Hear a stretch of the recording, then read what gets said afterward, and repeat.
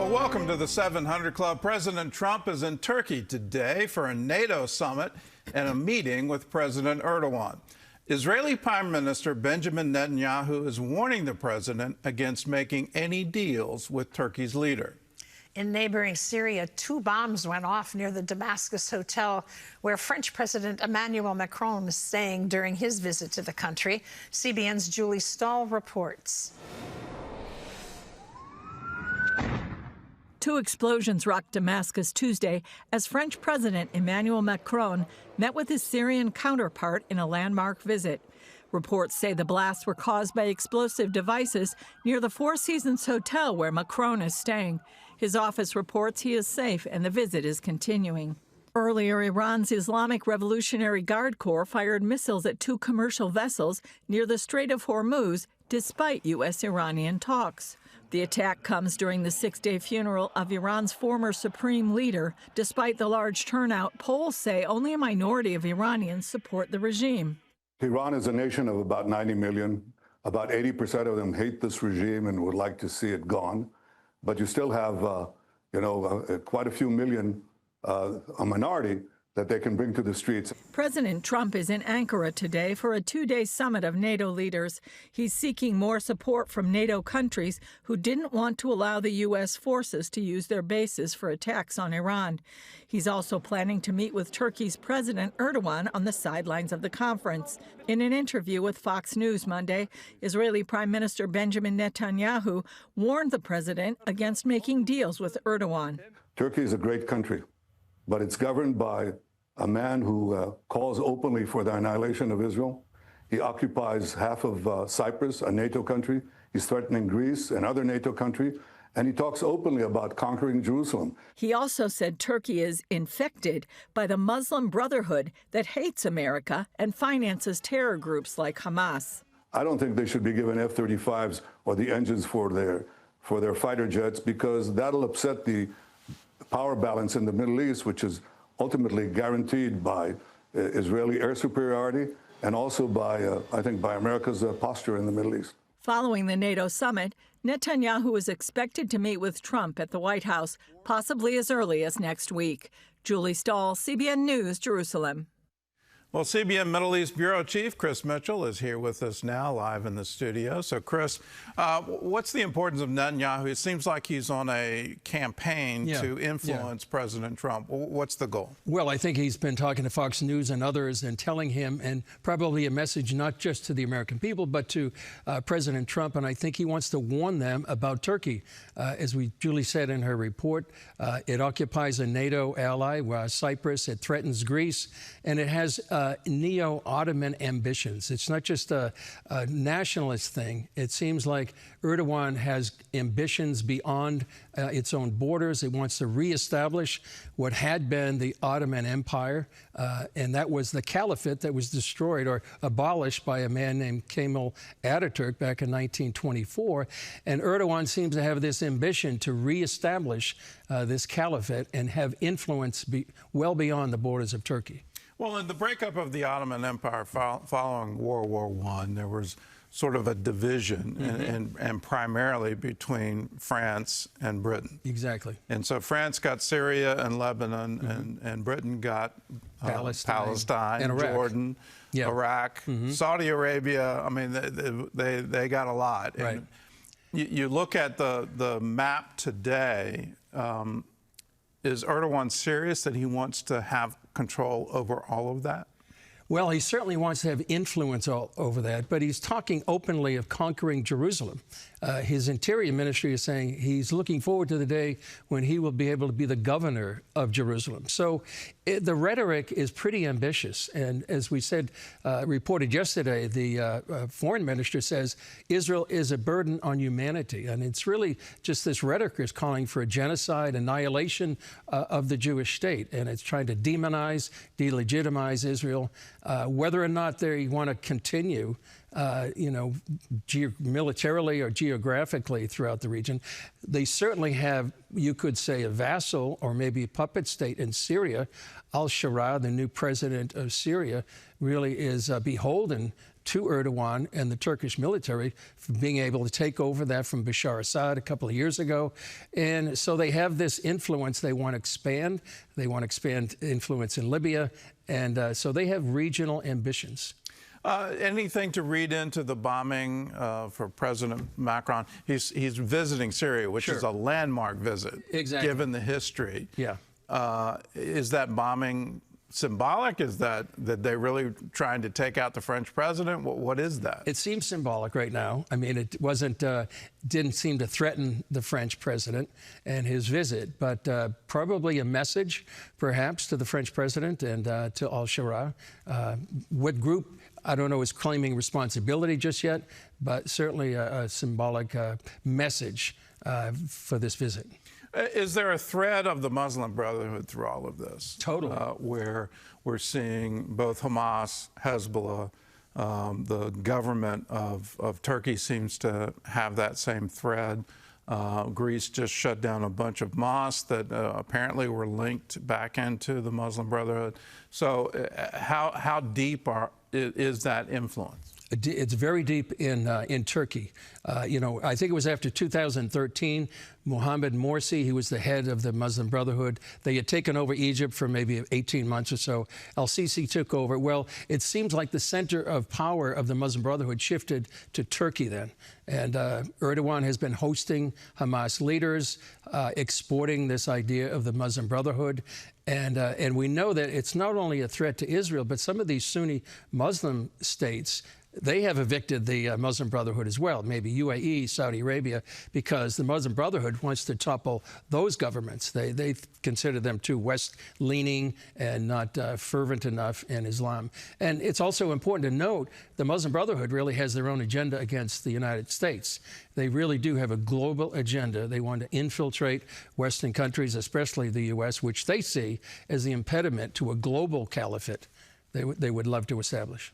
All right, well, Turkey seems to be on this sort of interesting turning point. Sure. Where they're part of NATO, they're considered to be an ally. That was all part of the Cold War. They allowed monitoring bases to see what was going on inside the former Soviet Union, all of that happening. But now with Erdogan, they're planning some kind of influence, a resurgence of the Ottoman Empire.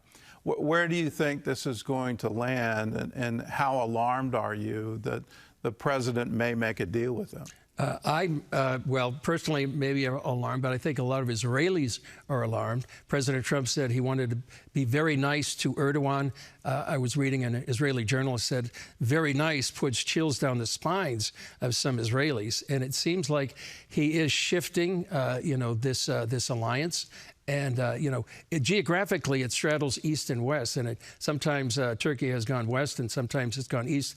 Now it seems with Erdogan, it's certainly turning east and being perhaps for Israelis, they think Turkey is now the #1 strategic enemy or adversary after Iran. Iran is no longer maybe #1. Turkey's really becoming a strategic threat to Israel.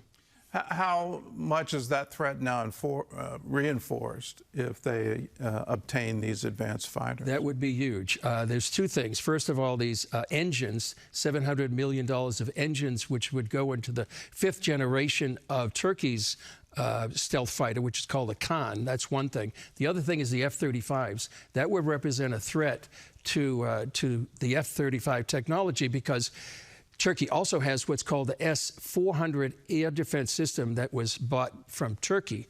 Now, if you have the From Russia. From Russia. So if you have the F-35 and the S-400, it allows Russia to get some of the sensitive technology of the F-35, that stealth technology. So that would represent a threat to Israel's qualitative edge as well as the F-35 program itself. Well, let's look at Iran for, you know, they fired on a ship in the Strait of Hormuz. The funeral had crowds that were extraordinarily large, in my view. At the same time, I'm hearing 80% of the population doesn't want the regime anymore.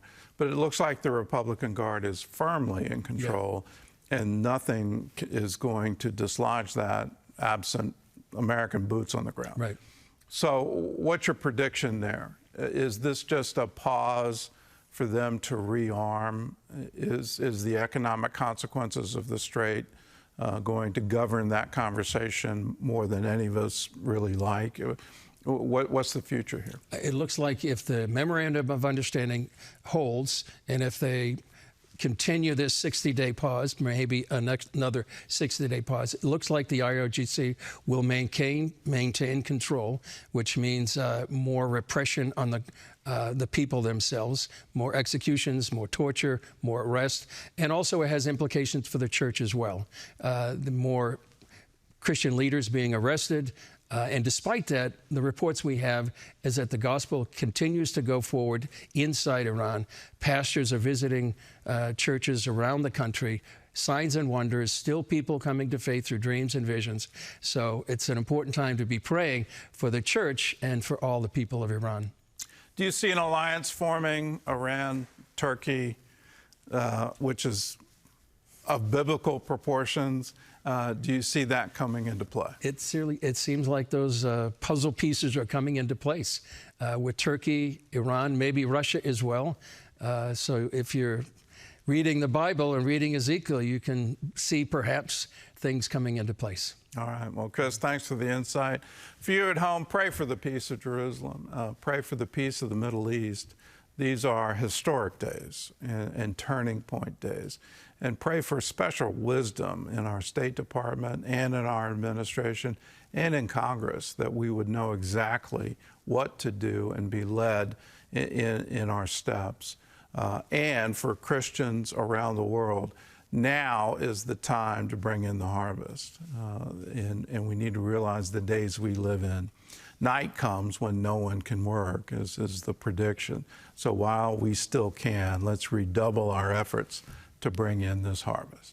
Well, in other news, Democratic Party leaders are now pressuring a controversial candidate in the midterm elections and pressuring him to step down. John Jessup has that story and more from our CBN News Bureau in Washington. John? That's right, Gordon. A Senate seat seen as a toss-up in the state of Maine is at stake in the race. Democratic nominee Graham Plattner, who's made a strong challenge to longtime Republican Senator Susan Collins, has been dogged by controversy. Party leaders had stood by him, but after new accusations of sexual assault by a former girlfriend, a growing number are demanding he drop out, including California Congressman Ro Khanna and Massachusetts Senator Elizabeth Warren. Plattner denies the allegation, as well as previous claims of abusive behavior by another former girlfriend. If Plattner does not leave the race by Monday, his name will remain on the ballot. Well, the U.S. men's soccer team's bid to win the 2026 World Cup ended last night, Belgium winning 4-1.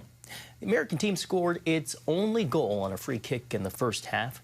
The match was surrounded in controversy after President Trump said he personally called the head of FIFA over the one-game suspension of a U.S. player. FIFA lifted the red card ban, but said the president's call had nothing to do with it.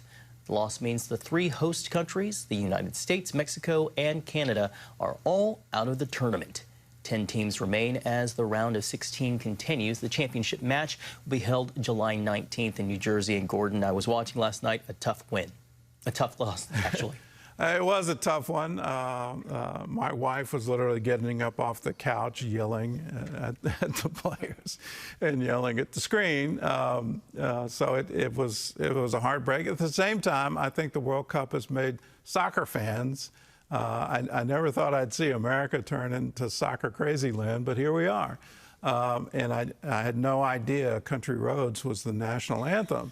But it's being sung around the world. And the great thing is the world is seeing Americans and coming away with, wow, I didn't know you guys were like this. And, you know, the newspaper headlines that they've been reading is not the reality on the ground.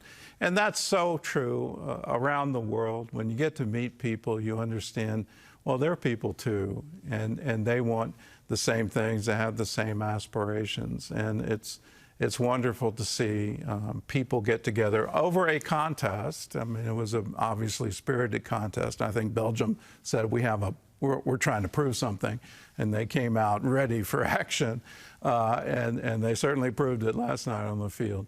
But I think the larger story, and it's a much larger story, is that when the world gets together and celebrates together, we can all understand we're still all people, and that's a wonderful thing.